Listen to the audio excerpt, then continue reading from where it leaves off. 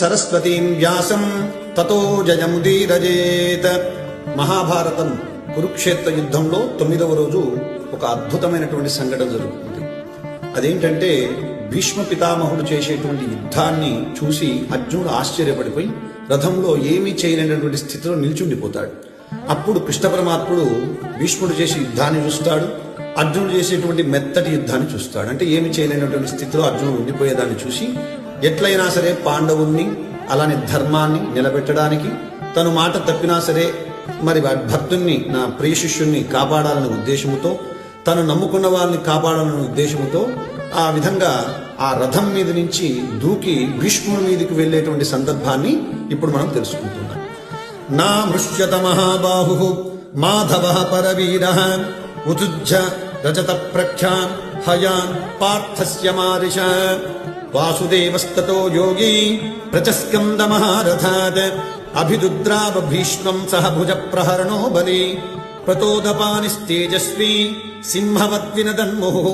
సింహంలాగా రథం నుంచి కృష్ణ పరమాత్ముడు భూమి మీదికి దూకి ఆ భీష్మ పితామహుడి దగ్గరికి వెళ్తున్నాడు చంపడానికి.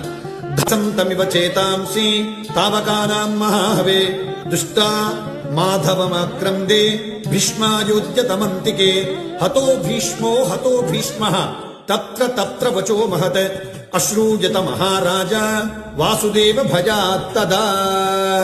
ఈ విధంగా భీష్ముడు మీదికి వచ్చేటువంటి కృష్ణ పరమాత్మను చూసి ఎర్రటి నేత్రములతో ఆ విధంగా కృష్ణ పరమాత్మను చూసినటువంటి కౌరవ సైన్యం అంతా కూడా హాహాకారాలు చేస్తున్నారు.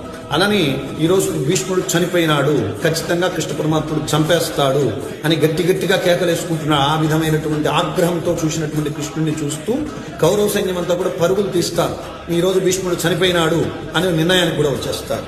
అలానే భీష్మ పితామహుడి మీదకి కృష్ణ పరమాత్ముడు ఏ విధంగా వెళ్తున్నారంటే ససింహ ఇవ మాతంగం యూథర్షప ఇవ వర్షభం అభిరుద్రావ వేగేన వినదన్ యాదవర్షభ. గజరాజు మీదికి మృగరాజు ఏ విధంగా వెళ్తుందో, అలానే ఒక ఎద్దు మీదికి ఆంబోతు ఏ విధంగా వెళ్తుందో ఆ విధంగా కృష్ణ పరమాత్ముడు భీష్ముని సంహరించడానికి వెళ్తున్నాడు. ఆ విధంగా వచ్చేటువంటి కృష్ణ పరమాత్ముని చూస్తున్నటువంటి భీష్మ పితామహుడు కృష్ణుణ్ణి ఆహ్వానిస్తున్నాడు.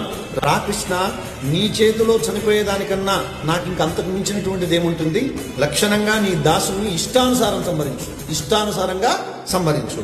ఉవాచ చైవ గోవిందం అసభ్రాంతేన చేతస ఏహ్యేహి పుండరీకాక్ష దేవ దేవ నమస్తుతే. లభించేలా చేస్తుంది, అంతకు మించిన పుణ్యం ఏముంటుంది అని ఆర్తితో కృష్ణ పరమాత్మని భీష్మ పితామహుడు పిలుస్తాడు.